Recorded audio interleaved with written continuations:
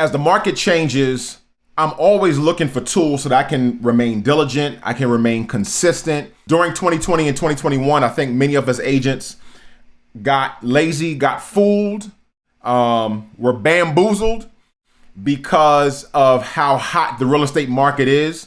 And as we come into this market slowdown, many of us need to go through a re-education. In my young real estate career, this is my first slowdown, and I'm looking for tools and ways that I can remain consistent, remain vigilant.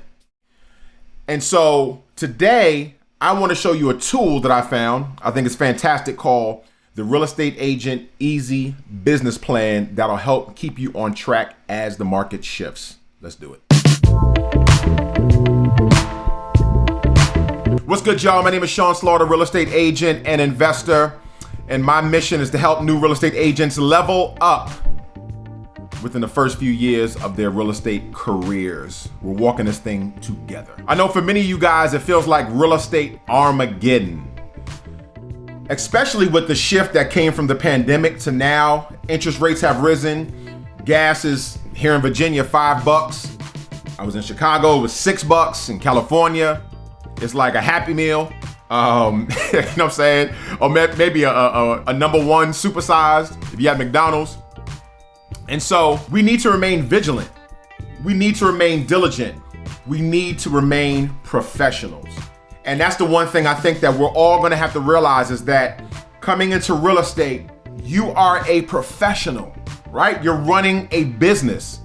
This is not something that's gonna come easy just because it felt like it was coming easy. As I'm always doing research and looking for things and trying to sharpen my skills and educating myself, I came across this Real Estate Agent Easy Business Plan from darrellspeaks.com. That's darrellspeaks.com. And I thought it was pretty dope because it gave you just another roadmap that you can pull on. And look, I have budgeting tools, I have listing tools, I have buyer tools.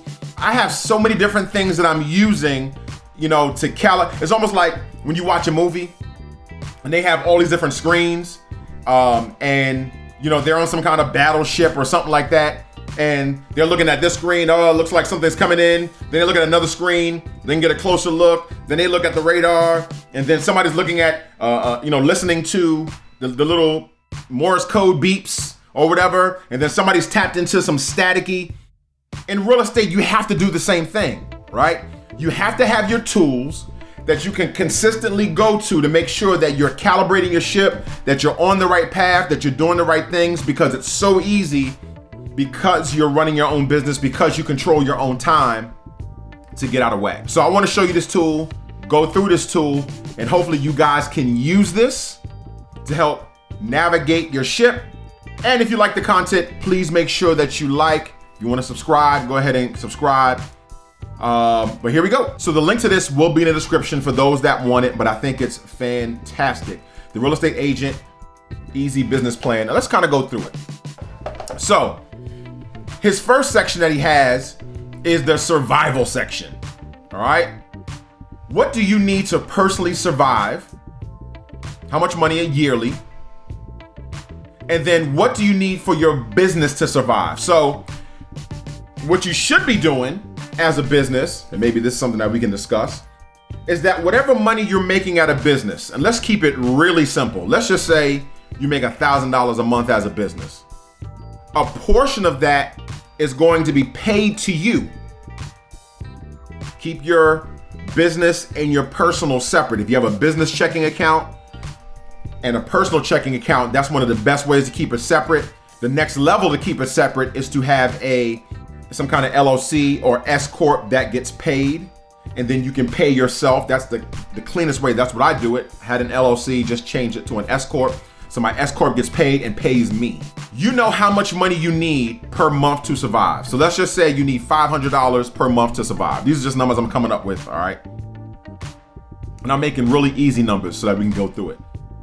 Your business makes $1,000 and it pays you $500, all right? So that's done. You have $500 left over. And then let's just say for your business, as far as expenses, it takes $250 a month. Well, then you take that $250 for your business and you're left with $250 left over. Hopefully you'll have some money left over, and that money can go towards other different things, all right? But we're actually gonna break it down just a little bit more percentage-wise, because we really need to know how much money do we need for our business and how much money do we need for our personal. And you subtotal that number 3. Then what you're gonna do is retirement money needed. Now this is interesting. So many people, so many entrepreneurs do not think of retirement. You do, whether it's a 401k, whether you're investing in real estate or whatever, you need to think about, when I'm whatever age you want to retire, let's just say 70, how much money are you going to need? If you're 70 and you live till you're 90, that's 20 years. How much money you're going to need? And one way that I do it, I actually times it by 30. So I say, if I'm going to retire at 70, I may times it by 30. I want to make $100,000 a year, times that by 30, that's $3 million. So I might say I need $3 million of retirement money. All right. Then your retirement money needed is going to be 10% of that subtotal. Okay. So let's just say that this added together was $1,000. Well, 10% of that is going to be $100, and you may take this and put it in, a Vanguard mutual fund account, 401k, whatever retirement vehicle that you're going to use. You can do that, put it in a savings account, put it away for money that you're going to use to invest to buy a property. And that property can be your retirement. Whatever you're going to do, 10% of that. Income tax. All right, 20% of line 1, because whatever you pay yourself, you're going to have to pay income taxes on. This is why it's good to separate your personal and business money. Don't make $10,000 and then pay yourself $10,000, because you're going to be paying 20% of that. Make $10,000 and pay yourself $7,000, so that you can pay 20% on that $7,000. Education, CEUs, trainings, things like that, 5 or 10% of line 2. That is a business expense. That's why you're doing 5 or 10% of line 2. Next level personal items, all right? Maybe these are like vacations or things like that. Things are kind of like your next level items. You're gonna do 10 to 20% of that for of line 3. Business improvements. So as a real estate agent, maybe you have an office, maybe you have equipment, signs, just different things that you need to run your business that you're going to spend on a consistent basis. Well, that's 10 to 20% of line 3. Then what you do is you subtotal lines 4 through 8. And then the total money committed is going to be this subtotal plus this subtotal equals your total money. This is going to give you how much money that you're going to need overall in order to personally survive, business survive, pay taxes, be educated, retire, have some next level personal items, have money for your business improvements, and just kind of that total shebang. Once we figure out how much we need, now we're going to break this down into our actions. So desired income, whatever the number is here, right, in 10, just put that in A. That's the desired income, because it'll take care of everything that you need. Now, average commission per side. One way to do this is look at how much you made last year. So let's just say you made, $100,000 on, 16 transactions, 16 sides, right? Whether it's listing or buyers. Divide that $100,000 by 16 and put that there. Number of sides needed to reach the income. All right. So if you divide A, the amount of income that you need, divided by the average that you make per side, that'll tell you I need 17 to get here. You know what I'm saying? If you know that you're getting, $5,500 per transaction per side, and you're trying to get to $100,000, well, you divide the $100,000 into 5,500, and it'll give you a number, whatever it is, 17.6 or whatever, right? I need 18 transactions to reach that. Now, like we always talk about, the $1 million real estate agent talks about, everybody talks about, being a listing agent, will really help you control your business and it won't be so volatile. And so 75% comes from listings. So you take C and you times it by 0.75 and you put that there. And then 25 comes from buyers, C times 0.25, and that goes. Now, we all know that, this fluctuates and this changes.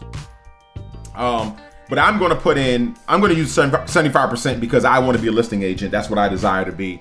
So I'm going to do that. But if you're a buyer's agent and that's what you want, and maybe you want to be 75% on buyers and 25% on listings, and that's what you put. Let's go down here. What percentage of listings that you put up end up selling? So look at all your listings that you did last year and determine what percentage ended up selling. If you had 10 listings and 8 sold, then that would be 80%.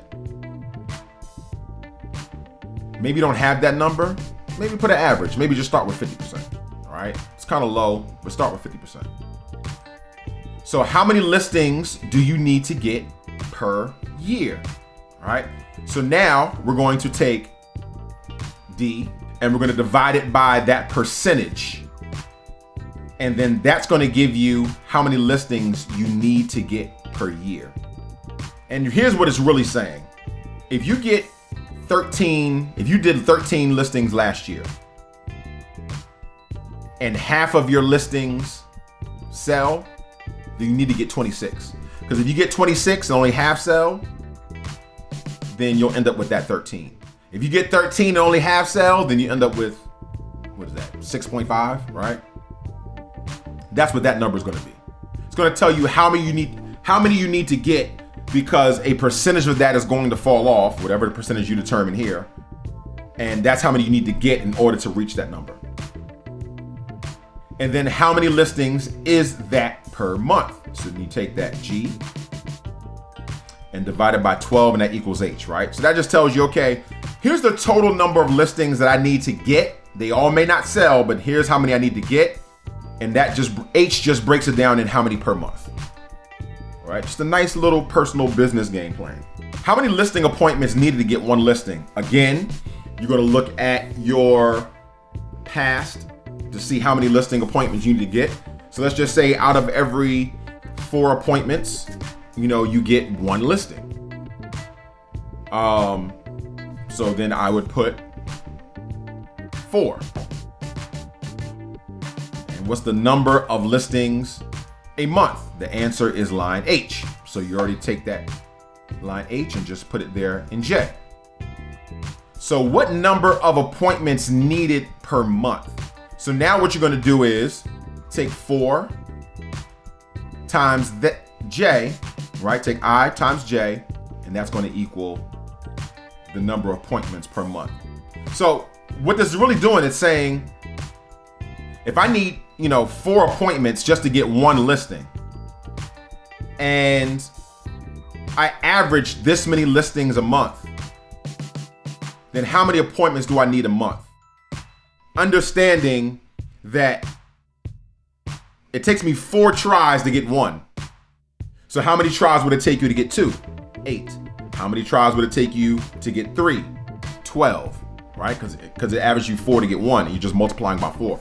That's what that's doing. That's saying in order to get this number here in H, you're going to have to, put up this many shots. And in order to hit this many shots, if it takes you 4 shots to hit 1, then in order to hit 5 shots, multiply that by 4, you're going to have to shoot 20.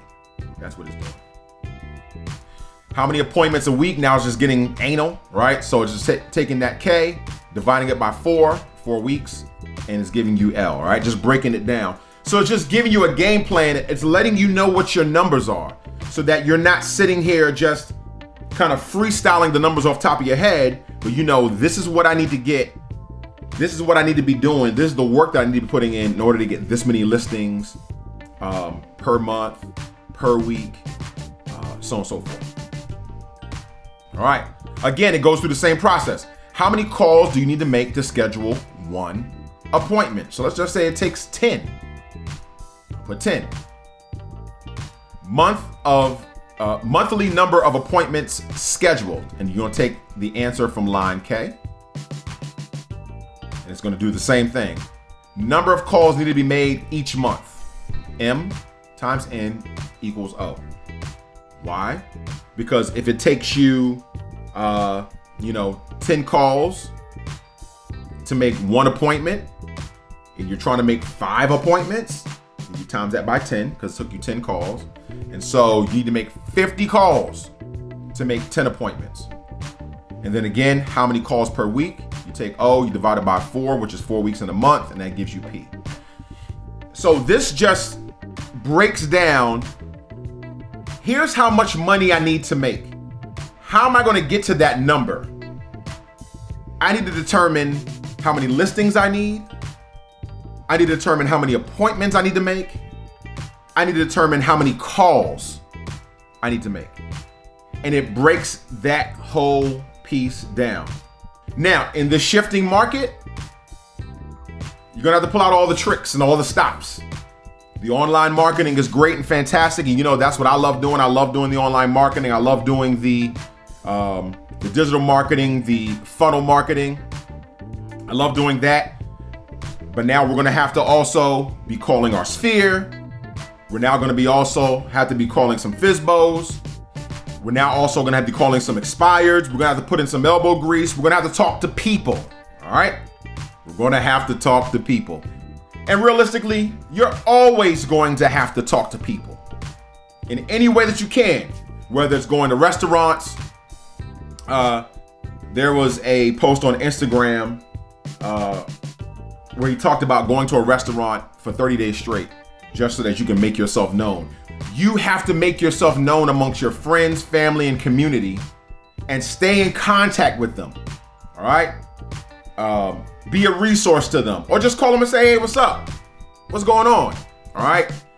You're gonna have to put that legwork in, and this personal business plan is one fantastic tool that you can do it. This plan will be in the description below if you'd like to use it, and I hope it helps. Well, that's it, guys. I always appreciate you watching. If you're watching, you're not subscribed, why not? Go ahead and subscribe, and if you want to be notified, karate chop that bell, and we'll let you know when the next episode is out. Motivators, I appreciate all of you. This is the House of Motivation, the place where inspiration lives.